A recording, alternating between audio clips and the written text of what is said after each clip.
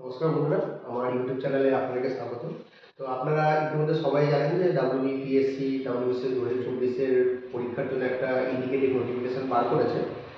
তো সেই জিনিসটাই মাথায় রেখে আজকে এই ভিডিওর বিষয়বস্তু হলো যে আগামী 3 মাসের মধ্যে আশা করছি পরীক্ষা ফেব্রুয়ারির লাস্টে কি মার্চের প্রথমে হওয়া উচিত। যদি এর থেকে পেছোয় তো সেটা আপনাদের সবাইকার জন্যই ভালো হবে। তো আমার মনে হয় 3 মাসের একটা ডেডলাইন ধরে এগোনো উচিত প্রিলিমসের জন্য।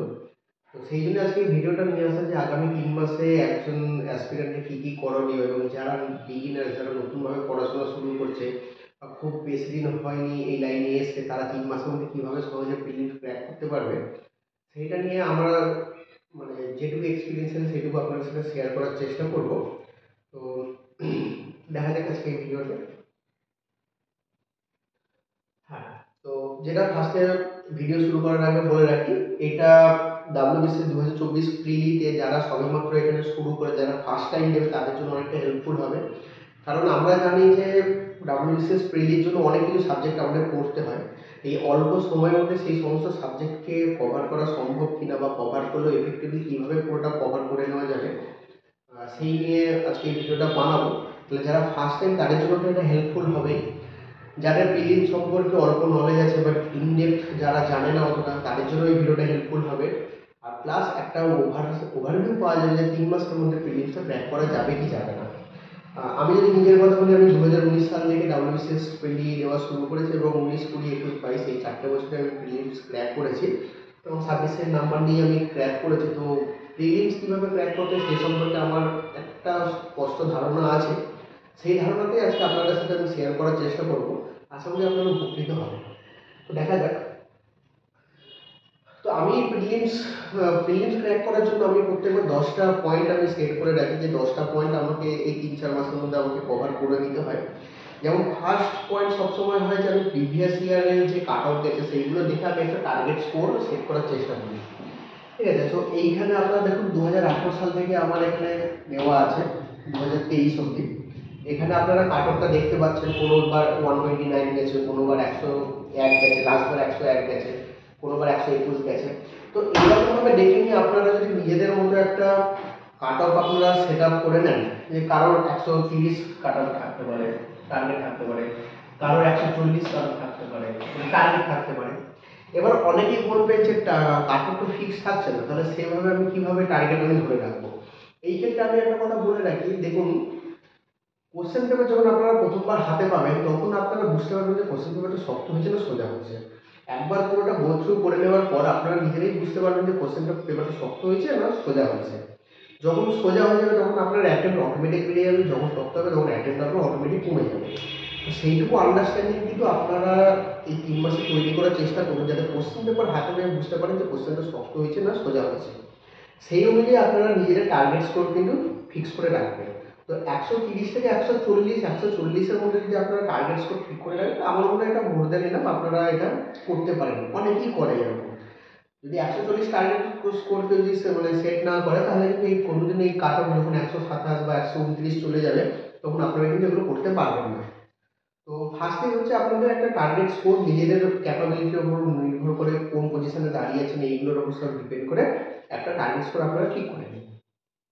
নেক্সট নেক্সট হচ্ছে আমরা সবাই জানি যে আমাদের প্রিলির মধ্যে 8খানা সাবজেক্ট আছে। তো এই 8খানা সাবজেক্ট আমি এখানে ভাগ ভাগ করে করে দিয়ে দিয়েছি। প্রত্যেকটা 25টা করে কোশ্চেন আছে, 25 × 8 আপনার 200 নম্বর হয়। এটা আমরা জানি, এটা পিএসসি সিলেবাস অনুযায়ী এখানে লেখা রয়েছে। আপনারা প্রত্যেকটার একটা করে টার্গেট স্কোর মানে ফিক্স করে রাখুন যে আমি আউট অফ 25 এত করে স্কোর করব। এবং সবথেকে বেস্ট হয় যদি আপনারা এই 8খানা সাবজেক্টের মধ্যে যে কোনো 4খানা সাবজেক্টকে নিজের স্ট্রং জোন হিসাবে আইডেন্টিফাই করেন। যেমন কারো কারো ক্ষেত্রে হতে পারে যে এখানে হিস্ট্রি, আইএনএম, পলিটি, ম্যাথস এই 4খানা কারো স্ট্রং জোন, মানে এটা আমি আমার নিজের কথা বলছি, আমি এরকমভাবে করেছিলাম। এই যে 4টে আছে 25 × 4 100, এইখানে যে 100 মার্কস কোশ্চেন হচ্ছে, এই 100 মার্কসের মধ্যে আপনারা ট্রাই করবেন অ্যাটলিস্ট 85 to 90 কাছাকাছি স্কোর করতে। এইটুকু যদি আপনারা অ্যাচিভ করে নিতে পারেন, মানে আপনারা যদি এখানে 22 করে সবকটাকে স্কোর ট্রাই করেন,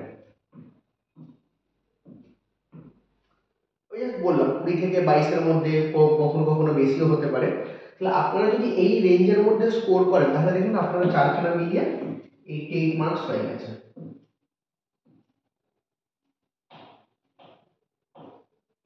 এটা ফার্স্ট, যে 8খানা সাবজেক্টে ব্রেকআপ দেওয়া আছে, তার মধ্যে যে কোনো 4টে যেটা আপনার স্ট্রং জোন বলে মনে হচ্ছে বা যেটাতে আপনি মনে করতে পারছেন যে এই 4টেতে আমি এফোর্ট দিলে খুব ভালো নাম্বার তুলতে পারবো, সেইরকম 4খানা সাবজেক্টে আপনারা চুজ করুন। তারপরে এমন কোনো সাবজেক্টকে চুজ করুন যেটাতে আপনার মনে হচ্ছে যে আমি মডারেট করতে পারবো, হয়তো 20-র কাছাকাছি যেতে পারবো না কিন্তু 15 থেকে নিচেও যাবো না, মানে 15 থেকে 20-র মধ্যে আমি নাম্বার রাখতে পারবো, এরকম 2খানা সাবজেক্টকে চুজ করুন। তো দেখুন আমার ক্ষেত্রে সেটা জিওগ্রাফি আর কারেন্ট অ্যাফেয়ার্স ছিল। তো আমি এখানে ধরে রেখেছিলাম 16-17 করে স্কোর করবো, 16 থেকে 17 বেশি। তাহলে আপনি যদি 16 থেকে 17 16 করে যদি আপনি স্কোর করেন তাহলে আপনার এখানে হয়ে যাচ্ছে 32 মার্কস।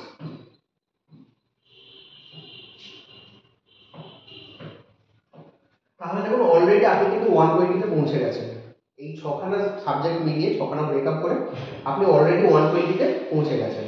লাস্টে 2খানা যেটা অনেকেরই ভয় থাকে, যে কারোর ম্যাথসে ভয় থাকতে পারে, কারোর সায়েন্সে ভয় থাকতে পারে, কারোর ইংলিশে ভয় থাকতে পারে। তো এই লাস্টের 2খানার ক্ষেত্রে দেখুন আমি জেনারেল সায়েন্স আর ইংলিশকে লিখেছি। আপনি এখানে 10 করে স্কোর করুন, কোনো অসুবিধা নেই, 10 থেকে 12 স্কোর করুন, যেটা করা যায়, 10 থেকে 12 স্কোর করাই যায়। আপনি যদি 10 করেও ধরেন এখানে আপনার 20 মার্কস হয়ে যাচ্ছে।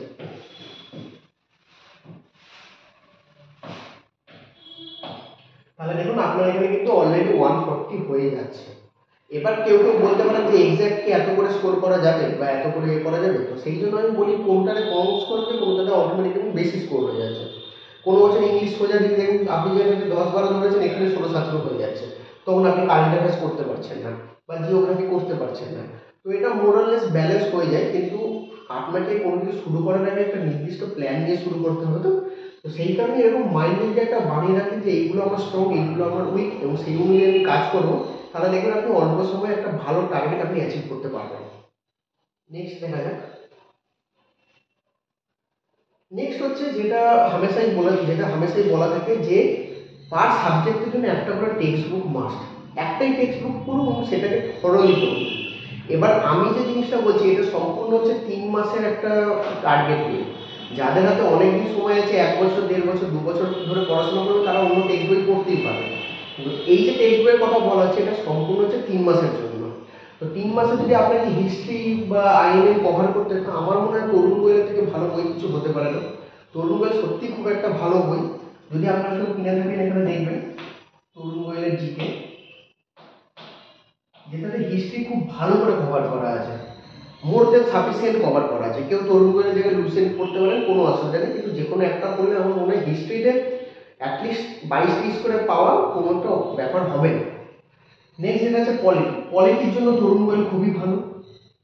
কেন বলছি, লক্ষ্মীকান্তের পুরো জিস্ট তরুণ বইলে করে দেওয়া আছে। লক্ষ্মীকান্ত পড়ার থেকে 3 মাস ধরে তরুণ বইলে 90 থেকে 100টা পেজের মধ্যে পলিটি শেষ করে দেওয়া আছে।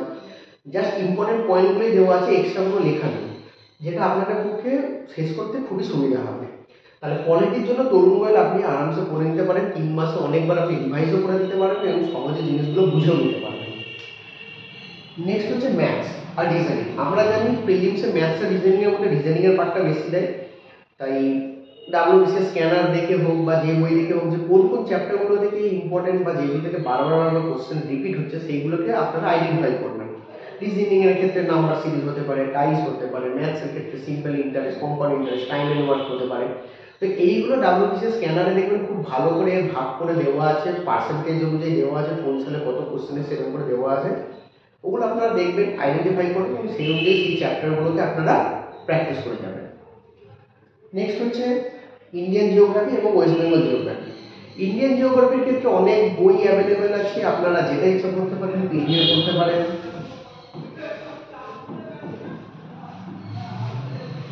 মহেশ কুমার মান্ডল করতে পারেন। এবং ওয়েস্ট বেঙ্গল জিওগ্রাফির জন্য আপনারা সবাই জানেন কার্তিকচন্দ্র মণ্ডল করতে পারেন, একটাই বই আছে। এছাড়া ছায়া প্রকাশনীর একটা বই আছে বাংলায়, যদি পারেন দেখতে পারেন ছায়া প্রকাশনীর বইটাতে ওয়েস্ট বেঙ্গল জিওগ্রাফি খুব ভালো করে দেওয়া আছে এবং প্রত্যেকটা চ্যাপ্টারের পেছনে অনেকগুলো করে অ্যাটলিস্ট 30-40টা করে এমসিকিউ দেওয়া আছে। তো ছায়া প্রকাশনীর একটা জিওগ্রাফির জন্য আলাদা করে বই বেরোয়, বাংলা ভার্সনের বইটা, যদি পারেন তো দেখতে পারেন বইটা। আমি পড়েছিলাম, আমার ভালো লেগেছিল বইটা।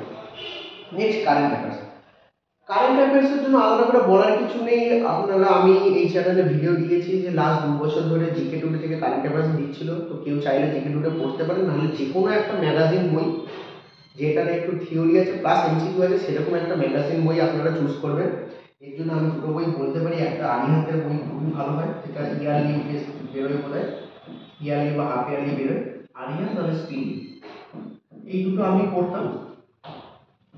আমি আরিহান্তটা পড়তাম, স্পিডিটা নতুন বেরিয়েছে তো দেখছিলাম ওটাতে অনেক এমসিকিউ আছে এবং প্রত্যেক মাসে আপডেট করে করে বেরোয়, এবং আরিহান্তের লাস্টেও দেখবেন 400-500টা করে এমসিকিউ দেওয়া আছে। এমন কোনো ম্যাগাজিন নেবেন যেখানে আপনার থিওরির সাথে সাথে লাস্টে আপনি এমসিকিউ প্র্যাকটিস করতে পারবেন, কারণ যতক্ষণ এমসিকিউ প্র্যাকটিস করবেন থিওরি কিন্তু মাথার মধ্যে আপনাদের ঢুকবে না। তো সেই কারণে আমার মনে হয় আরিহান্ত বা স্পিডির মধ্যে যে কোনো একটা নিয়ে নেওয়া ভালো।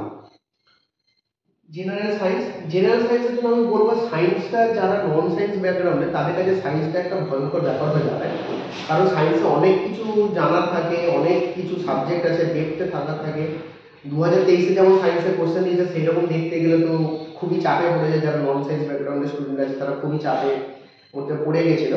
সেই ক্ষেত্রে দেখতে গেলে আমি বলবো যারা সায়েন্সে একটু উইক আছে তারা জাস্ট আরআরবি আর এসএসসি, আরআরবি এনটিপিসি যে কোশ্চেনগুলো হয় বা এএলপি, আরআরবি এনটিপিসি বা এএলপি, এর সাথে এসএসসির যে পিওয়াইকিউ, এইগুলোকে চ্যাপ্টার ওয়াইজ সলভ করে চলে যান। যদি থিওরি পড়তে পারেন তো ভালো, না হলে চ্যাপ্টার ওয়াইজ এমন কোনো বই নেবেন যেটাতে এমসিকিউ এর সাথে সাথে নিচে এক্সপ্লেনেশন দেওয়া আছে, যাতে এমসিকিউ পড়ার সাথে সাথে কেন এই অ্যান্সারটা হচ্ছে, বাকি অপশনগুলো কেন হচ্ছে না, সেই এক্সপ্লেনেশন যেন আপনারা পেতে পারেন, এরকম কোনো বই কিনবেন। তবে আমার মনে হয় এই আরআরবি কোশ্চেনের স্ট্যান্ডার্ড আর এসএসসি কোশ্চেনের স্ট্যান্ডার্ড পড়ে গেলে অনেকগুলো কোশ্চেন কমন পাওয়া কিন্তু সম্ভব হতে পারে। এমন কোনো বড় ব্যাপার না যে সায়েন্স খুব ঘুরিয়ে দেয় বা কিছু নেই, বেসিক সায়েন্সই দেয়, কিছু নিউমেরিক্যাল দিয়ে দিলে তখন প্রবলেম হয়ে যায়। তো নিউমেরিক্যালগুলো প্র্যাকটিস করার জন্য এই আরআরবি আর এসএসসি পিওয়াইকিউতে অনেক নিউমেরিক্যাল আছে, অনেক কনসেপচুয়াল কোশ্চেন আছে, সেগুলো উইথ এক্সপ্লেনেশন পড়ে গেলে কিন্তু আপনাদের হয়ে যাবে। এবং লাস্ট জেনারেল ইংলিশের ক্ষেত্রে যে প্রবলেমটা হচ্ছে যে ফিক্সড কোনো বই নেই যে এই বই থেকে পড়লে আমার হয়ে যাবে। অনেকে এসপি বক্সি পড়ে, অনেকে টিকেন্দ্র সরকার পড়ে। তো আমি যেটা করতাম, আমি সিম্পলি পিওয়াইকিউ ফলো করতাম। পিএসসি যে সমস্ত পরীক্ষাগুলো নেয় আমি ওগুলো আপনাদের পরে দেখাচ্ছি, ঠিক আছে? আমি ইংলিশটা ওই পরের স্লাইডে আমি আপনাদেরকে ডিটেলসে ব্যাখ্যা করছি। তবে এটুকু বলে রাখতে পারি, পিএসসি যে টাইপের পিওয়াইকিউগুলো পরীক্ষাগুলো নেয় সেই ইংলিশগুলোকে যদি আপনারা ফলো করে যান তাহলে আমার মনে হয় 10-15 স্কোর করাটা খুব একটা অসুবিধা হবে না। নেক্সট দেখা যাক। হ্যাঁ, আমি আপনাদের এইটুকু গ্যারান্টি দিয়ে বলতে পারি যে আউট অফ 200টা কোশ্চেন 40-50-60খানা কোশ্চেন যদি এক্স্যাক্ট পিওয়াইকিউ থেকে রিপিট হবে। এইটুকু 4-5 বছরে প্রত্যেকবার হয়েছে, এবারেও হবে। কারণ কিছু থিম আছে, কিছু কোয়েশ্চেন আছে যেগুলো বারবার বারবার রিপিটেশনে আসবে। সেই কারণে আমি যেটা করেছিলাম প্রিপারেশনের প্রথম দিন থেকে ডাব্লিউবিসিএস স্ক্যানার বইটা কিন্তু আমার একটা ইন্টিগ্রাল পার্ট ছিল, এবং যখনই আমি কিছু হতো না হতো আমি স্ক্যানার রোজ করতাম। স্ক্যানারের প্রিলিমস মেন্স দুখানাই আছে, আপনারা চ্যাপ্টার ওয়াইজ ভাগ করে দেওয়া আছে, চ্যাপ্টার ওয়াইজ ভাগ করার পর আপনারা জাস্ট প্রত্যেকটা চ্যাপ্টার ধরে ধরে যে পিওয়াইকিউ কোশ্চেনগুলো এসছে এগুলো এক এক করে মুখস্থ করে চলে যাবে।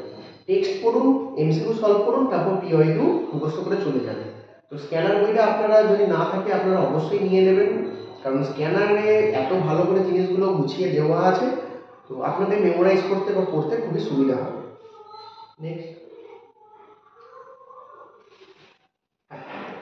আমরা আমি সাধারণত দু ধরনের স্টুডেন্ট দেখেছি, যে কেউ কেউ প্রচুর পরিমাণে টেক্সট পড়ে, টেক্সট পড়ে তারপর তারা পরীক্ষা দিতে যায়, এমসিকিউ খুব একটা সলভ করে না বা ওই স্ক্যানার প্রিভিয়াসের কোশ্চেনগুলো দেখে যায়।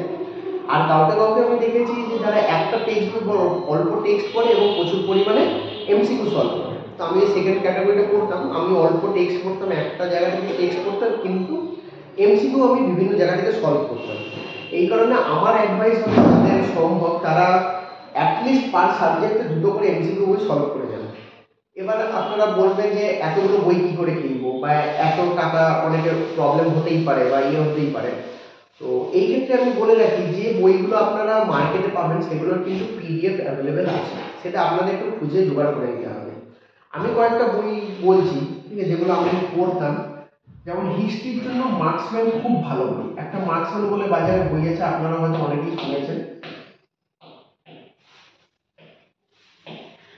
মার্কসম্যান বলে একটা বই আছে যেটা 21,000 এমসিকিউ আছে।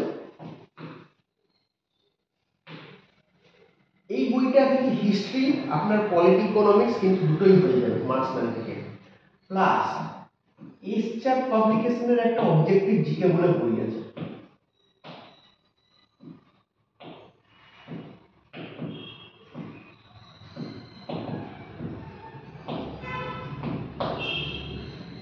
এই বইগুলো কেউ যদি আপনারা কিনতে চান কিনতে পারেন, বইগুলোর দাম একটু বেশি, না হলে কিন্তু আপনারা অনায়াসে পিডিএফ কিন্তু এই বইগুলোর আপনারা পেয়ে যাবেন।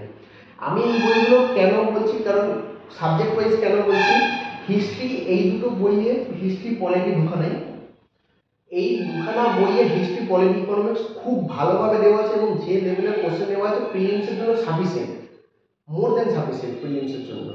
তো যদি পারেন আপনারা এই দুখানা বই চারটে সাবজেক্টের জন্য ফলো করবেন। নেক্সট আছে জেনারেল মেন্টাল অ্যাবিলিটি, এর জন্য আমি বলবো পিওয়াইকিউ গুলো সলভ করুন, মেন্সের পিওয়াইকিউ সলভ করুন এগুলোর জন্য বারবার করে। প্লাস আরএস আগরওয়ালের বই একটা খুবই ফেমাস বই, আপনারা চাইলে দেখতে পারেন, সময় থাকলে দেখবেন, মানে ইউটিউবে অনেক চ্যানেল আছে সেখানে টপিক ধরে ধরে ম্যাথ করানো আছে, আপনারা ওখানে দেখে নিতে পারেন। কিন্তু পিওয়াইকিউ মেন্সের জন্য বা মেন্সের যে পিওয়াইকিউ গুলো আছে সেগুলো কিন্তু মাস্ট। নেক্সট ইন্ডিয়ান আর ওয়েস্ট বেঙ্গল জিওগ্রাফির জন্য মার্কসম্যান করুন, কোনো অসুবিধা নেই।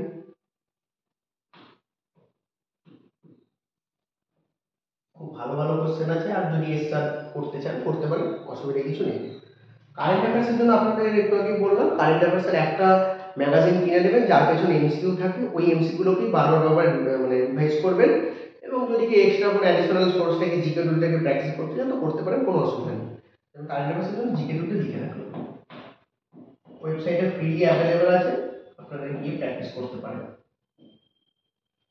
জেনারেল সায়েন্স একটু আগে বললাম এমসিকিউ বেসড ভাবে পড়বেন, যাদের সায়েন্সে অসুবিধা আছে আরআরবিটা পড়বেন, প্লাস এসএসসি কিউআইকিউ পড়বেন, তাহলে আশা করি হয়ে যাবে। আর ডাব্লিউবিসিএস আর কিউআইকিউ তো আপনারা থাকছে। জেনারেল ইংলিশটা আমি পরবর্তী স্লাইডে আপনাদের সাথে আলোচনা করছি।